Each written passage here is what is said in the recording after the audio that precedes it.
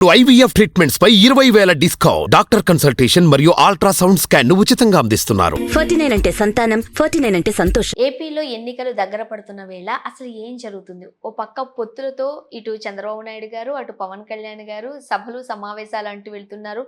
మరో పక్క జగన్మోహన్ రెడ్డి గారు బస్సు యాత్ర అంటూ వెళ్తున్నారు. ఏం జరగబోతుంది? ఇది నిజంగా ప్రజలకి సంకట స్థితి. రాజకీయ పార్టీలకు కూడా సంకట స్థితి.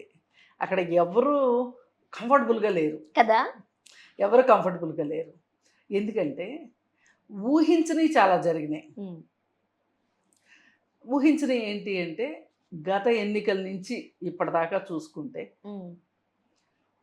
గత ఎన్నికల నుంచి ఇప్పటిదాకా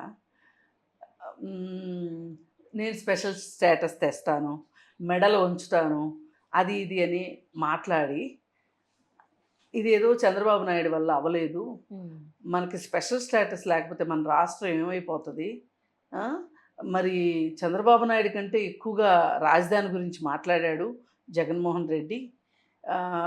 ఏది ఏమైనా కాంగ్రెస్ మెడలు వంచినవాడు, అంటే కాంగ్రెస్ తోటి ధీటుగా మనగాడిలాగా వచ్చి మరి పార్టీ పెట్టి రాజకీయాలు చేస్తున్నాడు. కాబట్టి ఖచ్చితంగా జగన్మోహన్ రెడ్డి దగ్గర ఏదో సమ్మోహనం ఉంది అని భ్రమపడ్డారు ప్రజలు. పడి ఓట్లేసి గెలిపించారు. అంటే పెద్ద మార్జిన్, ఓటింగ్ శాతం అయితే మార్జిన్ లేదు, సీట్లు మార్జిన్ ఉన్నాయి. అవును, సీట్లు ఉన్నాయి. ఈ సీట్లు కూడా ఎందుకు ఉన్నాయి? ప్రభుత్వ వ్యతిరేక ఓటు చీలింది. ఒక ఎక్కువ శాతం చంద్రబాబు నాయుడికి, కొంచెం శాతం పవన్ కళ్యాణ్కి చీలింది. వీళ్ళిద్దరూ చీల్చుకునేసరికి వీళ్ళిద్దరూ గనక ఒకటిగా పోటీ చేసినట్లయితే గనక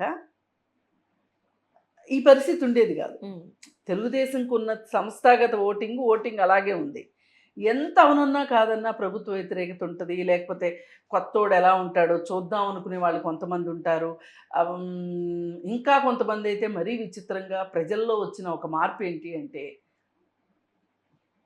వీడు దొంగ అని చెప్తే దొంగను కూడా ఇష్టపడే వ్యవహారాలు ఉంటాయి. వాళ్ళ నాన్న అధికారాన్ని పెట్టుకొని అన్ని డబ్బులు సంపాదించాడు, 16 కేసులు ఉన్నాయి, ఇంత అక్రమార్జన చేశాడు, ఇంత క్విడ్ ప్రోకు పాల్పడ్డాడు అంటే ఎంతటి తెలివైన వాడైతే ఆ పని చేయకుండా ఉంటాడు. ఆ తారక మంత్రంతో మన జీవితాలు కూడా మారుస్తాడేమోనని ప్రజలు కూడా కొంత భ్రమపడిన మాట. ఆ రకంగా ఆలోచించారంటారా? ఖచ్చితంగా ఒక వర్షిప్ ఉంటుంది. ఇప్పుడు ఒక మంచి విషయం మీద వర్షిప్ ఎట్లా ఉంటుందో, ఒక హీరో వర్షిప్ ఎలా ఉంటుందో, విలన్ వర్షిప్ కూడా ఉంటుంది. ఈ మధ్యకాలంలో హిందీలో సినిమా వచ్చింది, ఎవరైతే కిడ్నాప్ చేస్తారో కిడ్నాప్ చేసిన అతన్ని లవ్ చేస్తుంది అమ్మాయి. అట్లాగే అలా జరిగే అవకాశాలు కూడా ఉంటాయి. ఈ మధ్య మనకు తెలిసిపోతుంది, హీరోలను కాదు అందరూ విలన్లే ఇష్టపడుతున్నారు. ఆ విధంగా జగన్మోహన్ రెడ్డికి అది ఒక ప్లస్ అయింది. వీళ్ళిద్దరూ విడివిడిగా పోటీ చేయడం ఒక ప్లస్ అయితే, ఇది కూడా ఒక ప్లస్ అయింది. పైగా అసలు కాంగ్రెస్ పార్టీ ఉంది కదా, కాంగ్రెస్ పార్టీ ఇప్పుడు ఎక్కడుంది? అది అప్పుడైనా సరే రాష్ట్రాన్ని విడదీశారు అనే ఒక నెపంతో అక్కడ కాంగ్రెస్ నిద్రాణ వ్యవస్థలోకి వెళ్ళిపోయింది. ఆ నిద్రాణ వ్యవస్థలో ఉన్న కాంగ్రెస్ వాళ్ళు, అసలు రాజకీయాలు లేకపోతే నిద్ర పట్టిన వాళ్ళు ఉంటారు కొంతమంది, వాళ్ళు వెళ్ళి వైసీపీలో చేరారు. అలాగే కొంతమంది యంగ్ యువ పారిశ్రామికవేత్తలు కావచ్చు, ఇట్లాంటి వాళ్ళు, వాళ్ళకేంటంటే ఇతను ఒక పారిశ్రామికవేత్తగా, రాజకీయ నాయకుడి కంటే కూడా జగన్మోహన్ రెడ్డి ఒక పారిశ్రామికవేత్తగానే వాళ్ళు గుర్తించారు. ఎందుకంటే ఈ సంవత్సరం ఎన్నికల అఫిడవిట్లో పెట్టింది ఎంత, 5 సంవత్సరాల తర్వాత ఎన్నికల అఫిడవిట్లో పెట్టింది ఎంత అని చూసుకుంటే కొన్ని వేల రెట్లు ఉంది, 100 రెట్లు ఉంది. అది చూసేసరికి ఓ అనుకున్న వాళ్ళు ఉన్నారు. ఇలా రకరకాల ఫ్యాన్స్ ఆయనకి గెలిపించారు. తీరా గెలిచిన తర్వాత ఇప్పుడు అనుకున్నట్లు అయ్యవారిని చెబితే కోత అయిందన్నట్లు ఆయన స్పెషల్ స్టేటస్ గురించి పట్టించుకోలేదు. నాకు 25కి 25 ఇవ్వండి, నేను కేంద్రం మెడలు ఉంచుతానన్నాడు. అది చేయలేదు. చేయకపోగా అసలు మనమేం పనికొస్తాము, మన అవసరం ఏముంటుంది వాళ్ళకి వాళ్ళకి నా అవసరం లేదు కాబట్టి వాళ్ళు నా మాట వినరు అని చెప్పి సింపుల్గా తేల్చి పారేశాడు. అంటే కొంచెం ల్యాగ్ కూడా లేకుండా సాగదీని కూడా సాగదీకోకుండా చేసేసాడు. మరి మీరు ఏదైతే రీజన్ చెప్తున్నారో ఏది స్పెషల్ స్టేటస్ కావచ్చు, ఇవన్నీ రాజధాని అన్నిటికన్నా ముఖ్యంగా. రాజధాని, ఇవన్నీ క్రీమీ లేయర్స్ వాళ్ళు చూస్తూ ఉంటారు, బాగా చదువుకున్న వాళ్ళు, ఉద్యోగస్తులు, అరే మన కోసం ఏం తెచ్చారు అని. బట్ కింద బడుగు బలహీన వర్గాలు ఉంటాయి. ఇప్పుడు రిక్షా పుల్లర్స్ కావచ్చు, లేకపోతే ఇంట్లో ఉండే మహిళలకి సంబంధించి కావచ్చు, వీళ్ళకి బ్యాంకుకి వెళ్లకుండానే మనం చూసామా వృద్ధాప్య పింఛన్కి సంబంధించి ఎలా కష్టపడ్డారో. 1వ తారీఖు వచ్చేసరికి జీతాలు పడలేదు కానీ 6 గంటల వరకు వాళ్ళకైతే పెన్షన్ వచ్చింది. మరి వీళ్ళందరూ ఎక్కువ పర్సెంటేజ్ ఉన్నారు కాబట్టి వీళ్ళందరూ జగన్ వెంటే ఉన్నారు అంటున్నారు వైసీపీ వాళ్ళు. వైసీపీ వాళ్ళు అనడంలో ఆశ్చర్యం ఏమీ లేదు. ఎప్పుడు కూడా ఏ పార్టీ గురించి ఆ పార్టీ వాళ్ళకి ఒక ఫీల్ గుడ్ ఫ్యాక్టర్ నడుస్తూ ఉంటుంది. ఆ ఫ్యాక్టర్ లేకపోతే వాళ్ళు అసలు పని చేయలేరు. అదే కదా వాళ్ళకి నమ్మకాన్ని ఇచ్చేది, ధైర్యాన్ని ఇచ్చేది. కానీ మనం గమనిస్తే కనుక మొదటి సంవత్సరం పెన్షన్ సంతోషంగా తీసుకున్నారు, 2వ సంవత్సరం తీసుకున్నారు, ఇస్తున్నారు కాబట్టి ఇప్పుడు కూడా తీసుకుంటారు. కానీ ఎంత అవునన్నా కాదన్నా వాళ్ళకి మనసుల్లో ఏమనిపిస్తుంది అంటే, ఇప్పుడు అక్కడ పెన్షన్ తీసుకున్న వాళ్ళు అక్కడ లేరు. హైదరాబాద్లో పని చేసుకుంటానికి వస్తారు, లేదు అని అంటే పక్కన ఇంకో ఊరికి వెళ్తారు, ఇంకో రాష్ట్రానికి వెళ్తున్నారు.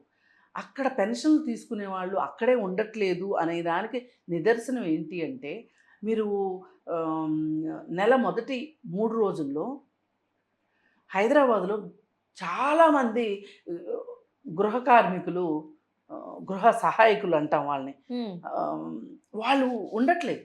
ఏంటి అంటే అక్కడికి వెళ్తున్నారు పెన్షన్ తీసుకోవడానికి. పైగా ఒక నడి వయసు దాటిన వాళ్ళు ఎవరింట్లోనైనా అనారోగ్యం పాలైతే వాళ్ళని చూసుకోవటానికి హెల్పర్స్గా వస్తున్నారు. వాళ్ళని హెల్పర్స్ అనే అనాలి, సర్వీస్ చేయడానికి సర్వీస్ హెల్పర్స్ వస్తున్నారు. ఆ సర్వీస్ హెల్పర్స్ కూడా ఆంధ్ర వాళ్ళే ఎక్కువ వస్తున్నారు. ఈ ఎక్కువ వచ్చినప్పుడు ఏం అడుగుతున్నారు వీళ్ళని అంటే, మీరు పెన్షన్ తీసుకోవడానికి ఆంధ్రాకి వెళ్తారా? ఆంధ్రాకి వెళ్తారు అంటే ఇప్పుడు ఇంట్లో పనిచేసుకునే దానికన్నా కూడా పేషెంట్ హెల్పర్స్కి ఒక్కరోజు మానేసిన ఆ ఇంట్లో ఇబ్బందికరమైన పరిస్థితి, ఇబ్బంది.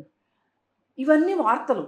వీళ్ళందరికీ ఏమనిపిస్తుంది అంటే, అసలు మేము ఇక్కడ దాకా వచ్చి పని చేసుకోవడం, వాళ్ళు ఇచ్చే 3000 పెన్షను ఛార్జీలకు పోతున్నాయి సగం. అవును, ఇచ్చినట్టు ఇస్తున్నారు, ఈ చేత్తో ఇస్తున్నారు, ఈ చేత్తో తీసేసుకుంటున్నారు. మళ్ళీ కుటుంబాలు కూడా దూరం అయిపోతున్నాయి. ముసలి వాళ్ళ దగ్గర పిల్లల్ని వదిలిపెట్టి పొడిచి వాళ్ళు వేరే ఊర్లలో పనులు చేసుకోవడానికి వెళ్ళాల్సి వస్తుంది. వాళ్ళకి డబ్బులు పంపించటం, అక్కడున్న ముసలి వాళ్ళు పెన్షన్ తీసుకొని ఈ పిల్లల్ని చూసుకోవడం. ఎందుకు అసలు ఈ వేరే చోటకి వెళ్ళాల్సిన అవసరం ఏమొచ్చింది? ఒకప్పుడేమో చంద్రబాబు నాయుడు వచ్చిన కొత్తల్లోనేమో హైదరాబాద్లో ఏ అపార్ట్మెంట్లో చూసినా ఆంధ్ర వాచ్మెన్లు ఉండేవాళ్ళు, వాళ్ళందరూ వెనక్కి వెళ్ళిపోయారు. వెనక్కి వెళ్ళిపోయి జగన్మోహన్ రెడ్డి వచ్చిన తర్వాత మళ్ళీ అందరూ హైదరాబాద్ బాట పట్టారు.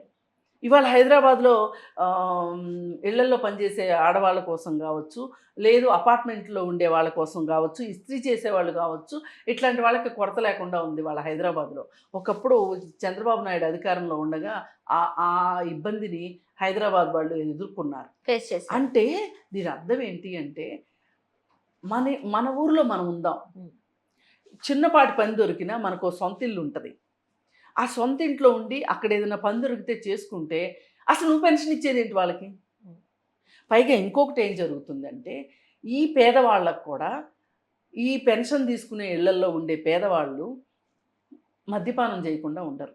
అవును, ఆంధ్రాలో దొరుకుతున్న మద్యం వాళ్ళ సొంత బ్రాండ్లో వస్తుంది. ఆ బ్రాండ్లు తాగితే అనారోగ్యం పాలవుతారు అనే వార్త ఇప్పుడు దావానలంలో వ్యాపించిపోయింది. మరి ఈ పరిస్థితుల్లో అసలు నిజంగానే నేను 100 రూపాయలు పెట్టి మందు కొనుక్కోవచ్చు, 500 పెట్టి కొనుక్కోవచ్చు, 5000 పెట్టి కొనుక్కోవచ్చు, కానీ నేను అడిగిన మందు నాకు ఎందుకు ఉండదు? మనకి కస్టమర్కి ఛాయిస్ ఉండద్దా అండి? అవును. ఇప్పుడు ఒకప్పుడు ఏమన్నారు, అన్ని ప్రభుత్వ సంస్థలే ఉన్నప్పుడు, ఎల్ఐసి లాంటివి ఉన్నప్పుడు, ప్రైవేటైజ్ చేసినప్పుడు ఏం కస్టమర్కి ఛాయిస్ ఉండొద్దా అన్నారు. మరి మద్యానికి ఛాయిస్ ఉండొద్దా? ఇవి డబ్బులు కావా? వీళ్ళు మనుషులు గారా? పైగా వాళ్ళకి నాణ్యమైన మద్యాన్ని తీసుకునే హక్కు ఉంది వాళ్ళకి. మరి నాణ్యమైన మద్యాన్ని ఇస్తున్నారా మీరు? ఈ మాటే కదా చంద్రబాబు అన్నది. మీరు డబ్బులు తీసుకుంటూనే ఇస్తున్నారు కదా, ఆ ఇచ్చేది మరి ఎలాగో అమ్ముతున్నారు అన్నప్పుడు అమ్మేదేదో మంచిది అమ్మొచ్చు కదా అన్నాడు. అంటే దానికి చెలువలు పలవలు చేసి ఆ విషయంలో చంద్రబాబు నాయుడిని చాలా బూమరాంగ్ చేసేశారు. అది చేసేస్తే కూడా ఎంత వీళ్ళు చేయాలని చేసినా కానీ ప్రజలకు అర్థం అవ్వాల్సింది అర్థమైంది. నిజమే, మనకు ఇదివరకు 100 రూపాయల్లో వచ్చే మందు ఇప్పుడు 200 రూపాయలు అయిపోయింది. కానీ 200 రూపాయలకు కూడా నాణ్యమైన మందు దొరకట్లేదు. అసలు ఈ కొత్త కొత్త బ్రాండ్లు స్పెషల్ స్టేటస్ అంట, పవర్ స్టార్ అంట, పేర్లు మద్యం బ్రాండ్లు పేర్లు ఎప్పుడు కని వెళ్ళా. ఇప్పుడు ఇప్పుడు ఈ తీగ లాగితే తేలింది ఏంటి అంటే గనక అసలు ఈ శరత్చంద్రారెడ్డి అనేవాడికి డిస్టిలరీస్ ఉన్నాయి. ఇప్పుడు ఢిల్లీ మద్యం కేసులో అరెస్ట్ అయిన అరవిందో ఫార్మసీ వాళ్ళ అబ్బాయి, అతనికి డిస్టిలరీస్ ఉన్నాయి. అక్కడ తయారవుతున్న చీప్ మందు ఇది. ఇదివరకు షావాలెస్ ఇలాంటి బ్రాండ్స్ చాలా ఉండేవి. వాళ్ళు ఏంటంటే వాళ్ళకి ఒక R&D డిపార్ట్మెంట్ ఉంటుంది. R&D డిపార్ట్మెంట్ ఏం చేస్తుంది, ఎప్పటికప్పుడు టెస్టింగ్లు అవి చేస్తూ ఉంటుంది. వాళ్ళు సరి అయిన ప్రాసెస్లో వాళ్ళు మందు అమ్ముతారు. కానీ ఇప్పుడు వచ్చిన ఈ బ్రాండ్లు ఏవైతే ఉన్నాయో వీళ్ళు పూర్తిగా ప్రాసెస్ కాని మందు అమ్ముతుంటే వాళ్ళ ఆరోగ్యాలు దెబ్బతింటున్నాయి. అసలు ఎట్లాగా వచ్చింది టెస్టిఫికేషన్ అంటే టెస్ట్ చేయడానికి కూడా లేదు. ఎందుకంటే వాళ్ళందరి వెనకమాల ఉంది జగన్ రెడ్డి. ఇది ప్రపంచం మొత్తానికి తెలుసు. మళ్ళీ పైగా ఇక్కడ ఫోన్పే ఉండదు, గూగుల్ పే ఉండదు, కార్డు ఉండదు, క్యాషే ఇవ్వాలి. ఇది సాక్షాత్తు పురంధరేశ్వరి బయట పెట్టింది. ఆమె వచ్చి సెంట్రల్ పార్టీ తరఫు నుంచి వచ్చి ఆంధ్రాలో తిరిగి ప్రతి షాపులోనూ ఏం జరుగుతుంది మద్యం కుంభకోణంలో అని చెప్పి ఆవిడ బయటికి లాగితే, చూసారా మరిది కోసం వదిన గారు ఎంత తాపత్రయపడిపోతుందో. ఈసారి ఏమైంది సరే వదిన గారు మరిదిని అధికారంలోకి తీసుకొచ్చిందాక. ఇప్పుడు ఆమె తీసుకొచ్చిన పాయింట్ అవునా కాదా అని చూడాలి. అది చంద్రబాబు నాయుడుకి ఉపయోగమా లేకపోతే ఇంకొకటికి ఉపయోగమా అనేది కాదు. ఇప్పుడు కూడా నేను అడిగేది కూడా ఈ డబ్బులు జగన్ రెడ్డికి వెళ్తున్నాయా, శరత్చంద్రారెడ్డికి వెళ్తున్నాయా, లేదంటే కవితకి వెళ్తున్నాయా, ఇది కాదు నా సమస్య. మీరు మందే అమ్మము అని వచ్చారు. మీరు దశల వారీగా మద్యపాన నిషేధం అమలు చేస్తామని మీరు వచ్చి ఈవేళ మీరు ఏం చేశారు, నాణ్యమైన మందునే ఇవ్వట్లేదు. మందు ప్రవాహాన్ని పెంచారు. రేటు పెంచినప్పుడు వీళ్ళు ఏం చెప్పారు అంటే రేట్ ఎక్కువైతే కొనుక్కోలేరు కాబట్టి తగ్గుతుంది, ఇది మా ఉద్దేశం ఇది అని చెప్పారు. కానీ అమ్మకాలు ఎక్కడ తగ్గినాయి? ఏ సామాన్య జనాలు ఆలోచించరు అనుకుంటున్నారా? ఆ మాత్రం ఆలోచించకుండా ఉంటారు కదా. ఇదివరకు ఒకప్పుడు నాలాంటి వాళ్ళు వాయిస్ ఇస్తే వాళ్ళ దాకా వెళ్ళేది కాదు అనుకోండి.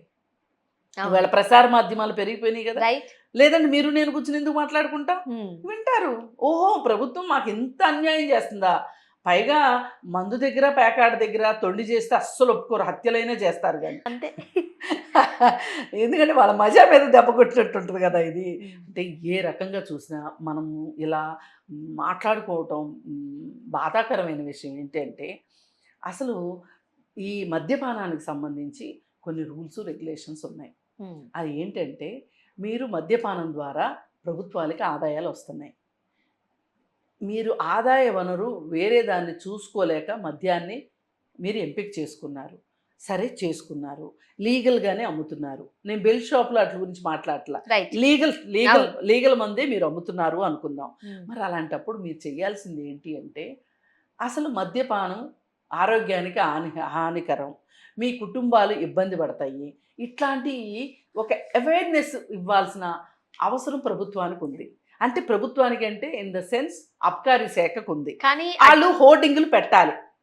ఓకే, మేము సిద్ధం, మీరు సిద్ధమా కాదా అనే బోర్డులు కూడా కాదు పెట్టాల్సింది. పెట్టాల్సిన బోర్డులు ఏంటంటే మందు తాగితే మీకు ఆరోగ్యం పాడవుతుంది, మీ కుటుంబాలు పాడవుతాయి అని అవేర్నెస్ ఇవ్వాలి, అవగాహన కల్పించాలి ప్రజల్లో. మద్యపానం ఎంత నష్టం చేస్తుంది, వాళ్ళ జీవితాలను ఎంత దారుణం చేస్తుంది అనేది అవగాహన ఇవ్వాలి ఒకటి. రెండోది, ఈ అవగాహన తీసుకోకుండా ఇష్టం లేకుండా మందు తాగిన వాళ్ళు ఒకవేళ నేను మందు మానేస్తాను అంటే గనక వాళ్ళని ఉచితంగా రీహాబుల ద్వారా వాళ్ళకి చికిత్స అందించాల్సిన అవసరం ఉంది. అంటే ఏంటంటే మద్యపానం చేసేవాడు బాధితుడి కింద వస్తాడు. అదే డ్రగ్స్ అయినా అంతే, గంజా అయినా అంతే, వాళ్ళు బాధితులు. అందుకని ఈ మద్యపాన బాధితులు ముందుకొచ్చి మేము ఈ మద్యాన్ని మానాలనుకుంటున్నామని కానీ లేకపోతే ఆ కుటుంబ సభ్యులు మానిపించాలని కానీ అనుకుంటే గనక ప్రభుత్వము దీని పట్ల సానుకూలంగా వ్యవహరించి దానికి తగ్గ ఏర్పాట్లు చేయాలి. మరి ఎక్కడన్నా మీరు హోర్డింగులు పెట్టట్లేదు, ఈ రీహాబిలిటేషన్ సెంటర్స్ పెట్టట్లేదు, మరి మీకు హక్కు ఉందా మందమ్మే హక్కు? ఇవన్నీ కూడా ప్రజలు ఆలోచిస్తారని చెప్తున్నాను అదే నేను. ఇవన్నీ ఓటింగ్ మీద ప్రభావం పడే అవకాశం ఖచ్చితంగా ఉంది. పడతాయి, ఖచ్చితంగా పడతాయి. ఇప్పుడు నువ్వు ఆటోలకు డబ్బులు ఇచ్చానన్నావు, ఓ పక్కన వాళ్ళ మీద చలాన్లు వేస్తున్నావు. ఓకే, అలాగే అమ్మఒడి పథకం అని చెప్తున్నావు. అమ్మఒడి పథకము అని చెప్పిన తర్వాత ఆ డబ్బులు స్కూల్కి ఇవ్వాలి. ప్రైవేట్ స్కూల్లో చదువుకుంటే స్కూల్కి ఇవ్వాలి, గవర్నమెంట్ స్కూల్లో చదివిస్తే అవసరంలే. ఎందుకంటే గవర్నమెంట్ స్కూల్లో వాళ్ళు చదివిస్తున్నప్పుడు వాళ్ళు స్కూల్లోనే బట్టలు ఇస్తారు, స్కూల్లోనే పుస్తకాలు ఇస్తారు, స్కూల్లోనే మధ్యాహ్న భోజనం పెడతారు, బీఈడీ అది చేసి ఎగ్జామ్ రాసి వచ్చిన టీచర్లు పాఠాలు చెప్తారు. మీరు ఈ వ్యవస్థను స్ట్రెంగ్తన్ చేయండి, మరిన్ని ప్రభుత్వ పాఠశాలలు పెట్టండి. ఇప్పుడు మీరు ప్రైవేట్ పాఠశాలలకు కూడా డబ్బులు ఇస్తాము అని మీరు చెప్తూ ఉంటే ఇది ప్రైవేట్ విద్యా విధానాన్ని పెంపొందించినట్లు కాదు. ప్రైవేట్ విద్యా విధానాన్ని అంటే విద్య ప్రైవేటీకరణ ప్రోత్సహించినట్టే కదా. అంతకుముందు మీరు ఏమి ఏడ్చారు? శ్రీ చైతన్య నారాయణ వాళ్ళ కోసం చంద్రబాబు నాయుడు పనిచేస్తున్నాడు, ప్రభుత్వ స్కూల్స్ని ఇది చేయట్లేదు, అది చేయట్లేదు అని మాట్లాడారు. కానీ సాక్షాత్తు మీ బొత్స సత్యనారాయణ మినిస్టర్ ఏమన్నాడు అంటే టీచర్ల కొరత కారణంగా స్కూళ్లను విలీనం చేశాము అని ఆయన ఒక ప్రకటన ఇచ్చాడు. మరి ఇట్లాంటివన్నీ ఇప్పుడు ఒక 4-5 గ్రామాలకు కలిపి ఒక చోట స్కూల్ పెట్టారనుకోండి, అసలే గవర్నమెంట్ స్కూల్కి ఎవరు పంపిస్తారు? పేదోళ్లే కదా పంపిస్తారు. వాళ్ళు ఏం ట్రాన్స్పోర్టేషన్ ఎట్లా చేసుకుంటారు? ఇవన్నీ కూడా అనుభవించిన వాళ్ళకి తెలుస్తాయి. వాళ్ళకి ఒకసారి కాకపోతే ఒకసారైనా అర్థమవుతుంది కదా, ఓహో ఈ చమత్కారాలు ఇలా ఉన్నాయి అన్నమాట, మనం చెప్పేప్పుడు చెప్దాం సమాధానం అని. స్తబ్దుగా ఉన్న ప్రజలు, చాప కింద నీరులా ఉన్న ప్రజలు ఖచ్చితంగా ముందల వాడేనయ్యి ముంతా మొగుడు ఇచ్చాడు అన్నట్లుగా చంద్రబాబు నాయుడికి ఓట్లు వేస్తారు అనడానికి ఇన్ని కారణాలు ఉన్నాయి.